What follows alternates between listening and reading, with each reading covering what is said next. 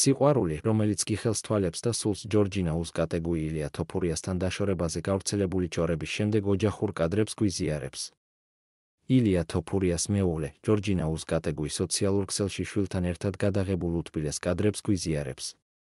სიყვარული, რომელიც კი ხელს თვალებს და სულს, წერს ჯორჯინა.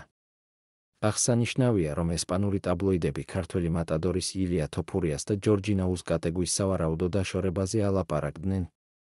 ქართულ-ესპანური წყვილის დაშორების შესახებ ჭორები მას შემდეგ გავრცელდა, რაც ილიამ და ჯორჯიანამ სოციალურ ქსელში ერთმანეთის გამოწერა გააუქმეს.